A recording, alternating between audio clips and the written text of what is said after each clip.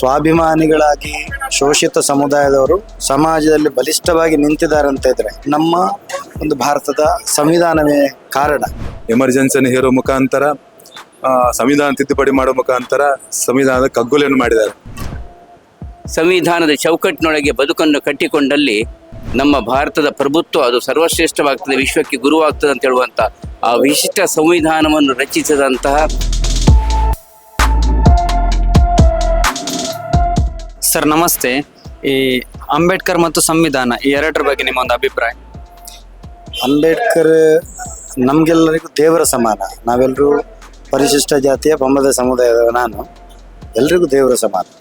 ಯಾಕಂತ ಹೇಳಿದ್ರೆ ಇವತ್ತು ಸ್ವಾಭಿಮಾನಿಗಳಾಗಿ ಶೋಷಿತ ಸಮುದಾಯದವರು ಸಮಾಜದಲ್ಲಿ ಬಲಿಷ್ಠವಾಗಿ ನಿಂತಿದ್ದಾರೆ ಅಂತ ಇದ್ರೆ ಅವರ ವಿದ್ಯಾಭ್ಯಾಸಕ್ಕಾಗಿರ್ಬೋದು, ಸಾಮಾಜಿಕ ನ್ಯಾಯಗಳಾಗಿರ್ಬೋದು, ಇದವರಿಗೆ ಸಿಗ್ಬೇಕಂತಿದ್ರೆ ನಮ್ಮ ಒಂದು ಭಾರತದ ಸಂವಿಧಾನವೇ ಕಾರಣ.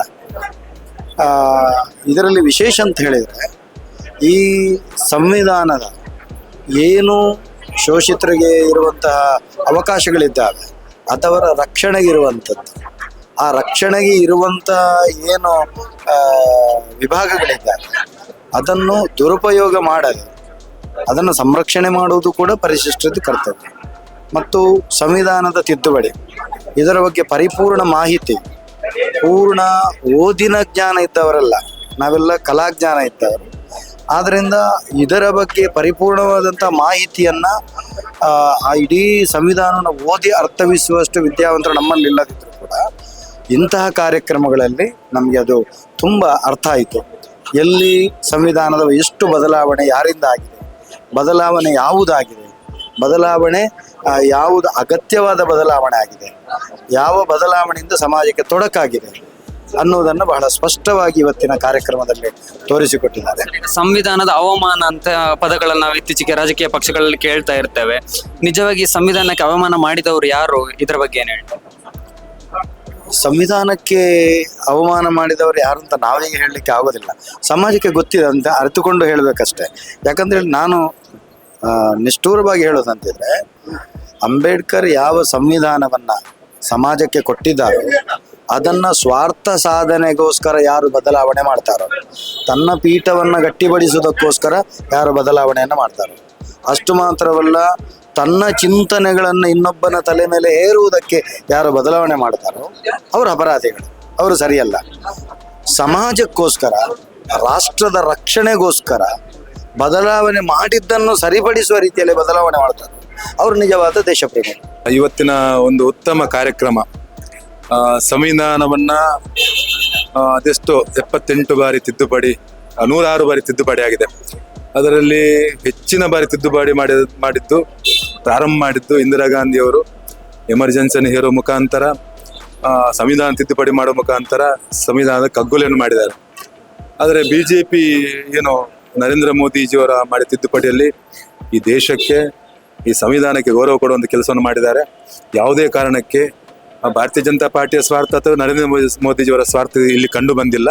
ದೇಶದ ಭದ್ರತೆಗೋಸ್ಕರ, ಅಖಂಡತೆಗೋಸ್ಕರ ತಿದ್ದುಪಡಿ ಮಾಡಿರುವಂಥದ್ದು. ಈ ಕಾರಣಕ್ಕೋಸ್ಕರ ಇವತ್ತೇನು ಕಾಂಗ್ರೆಸ್ನವರು ಸಂವಿಧಾನದ ಬಗ್ಗೆ ಮತ್ತು ಗೌರವಾನ್ವಿತ ಬಾಬಾ ಸಾಹೇಬ್ ಅಂಬೇಡ್ಕರ್ ಅವರ ಬಗ್ಗೆ ಅವರನ್ನ ಇವತ್ತು ಏನು ಪುಸ್ತಕ ಹಿಡ್ಕೊಂಡು ತಿರುಗ್ತಿದಾರ, ಬಾಬಾ ಸಾಹೇಬ್ ಅಂಬೇಡ್ಕರ್ ಅವರಿಗೆ ಅನ್ಯಾಯ ಮಾಡಿದ್ದು, ವಿರೋಧ ಮಾಡಿದ್ದು, ಅವರನ್ನು ಸೋಲಿಸಿದ್ದು ಕಾಂಗ್ರೆಸ್.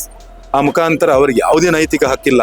ಭಾರತೀಯ ಜನತಾ ಪಾರ್ಟಿ ಮಾತ್ರ ಈ ದೇಶದ ಅಖಂಡತೆ ಬಗ್ಗೆ ಚಿಂತನೆ ಮಾಡಿದ ಕಾರಣಕ್ಕೋಸ್ಕರ ಸಂವಿಧಾನ ಮತ್ತೆ ಬಾಬಾ ಸಾಹೇಬ್ ಅಂಬೇಡ್ಕರ್ ಅವರಿಗೆ ಗೌರವ ಕೊಡ್ತದೆ. ಈ ಮುಖಾಂತರ ಏನು ಸುಳ್ಳು ಸುದ್ದಿಯನ್ನು ಹರಡಿಸುವ ಮುಖಾಂತರ ಕಳೆದ ಬಾರಿಯ ಪಾರ್ಲಿಮೆಂಟ್ ಲೋಕಸಭಾ ಚುನಾವಣೆಯಲ್ಲಿ ಸಂವಿಧಾನವನ್ನು ಬದಲಾವಣೆ ಮಾಡ್ತಾರೆ, ಮೋದಿಜಿಯವರನ್ನ ವಿಚಾರವನ್ನ ಜನರ ಮುಂದೆ ತಂದ್ರು. ಆದರೆ ಇಡೀ ಸಮಾಜಕ್ಕೆ, ದೇಶಕ್ಕೆ ಗೊತ್ತಾಯಿತು. ಇವತ್ತು ಸಂವಿಧಾನದ ಗೌರವ ಕೊಟ್ಟಂಥದ್ದು ಮತ್ತೆ ಅಂಬೇಡ್ಕರ್ ಅವರಿಗೆ ಗೌರವ ಕೊಟ್ಟದ್ದು BJP ಮತ್ತೆ BJP. ನಿಜವಾಗಿ ಸಂವಿಧಾನಕ್ಕೆ ಅವಮಾನಿಸಿದ್ದು ಯಾರು ಅಂತ ಅನಿಸ್ತದೆ?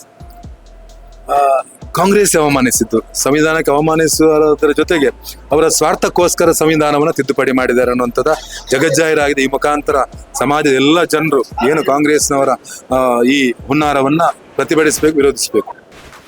ಸಂವಿಧಾನದ ಚೌಕಟ್ಟಿನೊಳಗೆ ಬದುಕನ್ನು ಕಟ್ಟಿಕೊಂಡಲ್ಲಿ ನಮ್ಮ ಭಾರತದ ಪ್ರಭುತ್ವ ಅದು ಸರ್ವಶ್ರೇಷ್ಠವಾಗ್ತದೆ, ವಿಶ್ವಕ್ಕೆ ಗುರುವಾಗ್ತದೆ ಅಂತ ಹೇಳುವಂಥ ಆ ವಿಶಿಷ್ಟ ಸಂವಿಧಾನವನ್ನು ರಚಿಸಿದಂತಹ ಆ ಸಮಿತಿಯ ಅಧ್ಯಕ್ಷರಾಗಿದ್ದು ಅದಕ್ಕೆ ಕರ್ತೃಗಳಾದಂಥ ಬಾಬಾ ಸಾಹೇಬ್ ಅಂಬೇಡ್ಕರ್ ಅವರಿದ್ದಾರಲ್ಲ, ಇವರು ಪ್ರಾತಸ್ಮರಣೀಯರು. ಕರಾಗ್ರೆ ವಸತೆಯ ಲಕ್ಷ್ಮಿ ಕರಮಧ್ಯೆ ಸರಸ್ವತಿ ನಾವೇನು ಹೇಳ್ತೇವೆ ಪ್ರಾತಸ್ಮರಣೀಯಲ್ಲಿ, ಅಂಥ ಪ್ರಾತಸ್ಮರಣೀಯ ವರ್ಗದಲ್ಲಿ ಹೇಗೆ ನಾವು ವಿಶ್ವಾಮಿತ್ರರನ್ನು, ಹೇಗೆ ವಸಿಷ್ಠರನ್ನು, ಹೇಗೆ ಋಷಿಮುನಿಗಳನ್ನು ಅಥವಾ ಪ್ರಸ್ತುತತೆಯ ಪೇಜಾವರ್ಷಿಗಳನ್ನು ನಿಲ್ಲಿಸ್ತೇವೋ ಅಂತಹ ಯಾದಿಗೆ ಬರುವಂಥವರು ಪರಮಶ್ರೇಷ್ಠ ಪುರುಷ. ಇವತ್ತು ಜನರ ಭಾವನಾತ್ಮಕ ವಿಚಾರಗಳನ್ನು ನಾವು ಒಂದರ್ಥದಲ್ಲಿ ಪ್ರಚೋದಿಸಿ, ಅದರಲ್ಲೂ ವಿಶೇಷವಾಗಿ ವಿದ್ಯಾರ್ಥಿ ಜನ ಸಮುದಾಯವನ್ನು ಅಥವಾ ಈ ವಿಚಾರಗಳ ಬಗೆಗಿನ ಒಳ ಅರಿವನ್ನು ತಿಳಿಯದೇ ಇರುವಂಥ ವ್ಯಕ್ತಿಗಳನ್ನು ಹಿಡಿದುಕೊಂಡು ರಾಜಕೀಯ ಗುರಾಣಿಗಳನ್ನಾಗಿ ಅವರನ್ನು ಮಾಡಿಕೊಂಡು ಮಾಡುವಂಥದ್ದು ಇದು ತುಂಬ ಖೇದಕರ. ಇದಾಗ ಆಗಬಾರ್ದು. ಜಾಗೃತಿ ಬಹುಶಃ ವ್ಯಸನ ಮುಕ್ತ ಸಮಾಜ, ಜಾಗೃತ ಸಮಾಜ ಅಂತ ಎರಡು ಕಲ್ಪನೆಗಳು. ನಾವು ಜಾಗೃತ ಸಮಾಜದ ವ್ಯವಸ್ಥೆಗಳಲ್ಲಿ ನಾವು ಇಂತಹ ವ್ಯವಸ್ಥೆಗಳಿಂದ ನಾವು ಇದನ್ನು ಹೊಡೆದೋಡಿಸ್ಬೇಕಾಗಿದೆ. ಒಂದು ಕಪ್ಪು ಚುಕ್ಕಿಯನ್ನು ಅವರು ಹಾಕಬಹುದು, ಕಪ್ಪು ಚುಕ್ಕಿಯನ್ನು ಅಳಿಸುವ ಬದಲು ನಾವು ಇಂತಹ ಜಾಗೃತ ವ್ಯವಸ್ಥೆಯ ದೊಡ್ಡ ಸಾಧನೆಯನ್ನು ಮಾಡಿದಾಗ, ಅಂದರೆ ಇವತ್ತು ಸಂವಿಧಾನದ ಬಗೆಗಿನ ಅರಿವು ಅತಿ ಮುಖ್ಯವಾದದ್ದು. ಹೇಗೆ ಧರ್ಮಶಾಸ್ತ್ರದ, ಅದು ಬೈಬಲ್ ಇರ್ಬೋದು, ಕುರಾನ್ ಇರ್ಬೋದು, ಭಗವದ್ಗೀತೆ ಇರ್ಬೋದು, ಅದು ತಿಳಿಯದೆ ನಾವು ಮಾತನಾಡ್ತೇವೆ. ಅದರ ಒಳಮರ್ಮವನ್ನು ಅರಿತರೆ ಎಲ್ಲ ಧರ್ಮಗಳ ಸಾರ ಒಂದೇ ಅಂತ ಹೇಳುವಂಥ ಭಾವನೆ ನಮಗೆ ವಸುದೈವ ಕುಟುಂಬಕಂ ಎನ್ನುವಂಥ ಭಾರತೀಯತೆಯ ಅರಿವು ಬರ್ತದಲ್ಲ, ಹಾಗೆ ಸಂವಿಧಾನದ ಒಳ ಅರ್ಥವನ್ನು ಕೇವಲ ನಾವು ಕಾನೂನು ಪದವೀಧರರು ಮಾತ್ರ ಸಂವಿಧಾನವನ್ನು ಓದುವಂಥದ್ದು ಇಲ್ಲ. ಒಬ್ಬ ವೈದ್ಯಕೀಯ ವಿದ್ಯಾರ್ಥಿ ಓದಬೇಕು, ಒಬ್ಬ ಸಮಾಜಶಾಸ್ತ್ರಜ್ಞನು ಓದಬೇಕು, ಇಲ್ಲ ಒಬ್ಬ ಕೃಷಿ ತಜ್ಞನು ಓದಬೇಕು. ಎಲ್ಲರೂ ಭಾರತದ ದೇಶದಲ್ಲಿ ಬದುಕಿದ್ದ ಪ್ರತಿಯೊಬ್ಬ ವ್ಯಕ್ತಿಯು ಸಂವಿಧಾನವನ್ನು ಅರಿತಾಗ, ಅಂಬೇಡ್ಕರ್ ಸಮಿತಿ ರಚಿಸಿದಂಥ, ಅವರ ಅಧ್ಯಕ್ಷನಾಗಿದ್ದ ಸಮಿತಿಯು ರಚಿಸಿದಂಥ ಈ ಸಂವಿಧಾನವನ್ನು ನಾವು ಅಭ್ಯಸಿದಾಗ ಇಂತಹ ವ್ಯವಸ್ಥೆಗಳಿಂದ, ಇಂತಹ ದುನ್ಮಾರ್ಗ, ಇಂತಹ ವಿಕೃತತೆಗಳಿಂದ ನಾವು ದೂರವಾಗಲಿಕ್ಕೆ ಸಾಧ್ಯವಾಗ್ತದೆ. ಅದೇ ನಾವು ಬಾಬಾ ಸಾಹೇಬ್ ಅಂಬೇಡ್ಕರ್ ಅವರಿಗೆ ನಾವು ಸಲ್ಲಿಸುವಂಥ ಗೌರವ.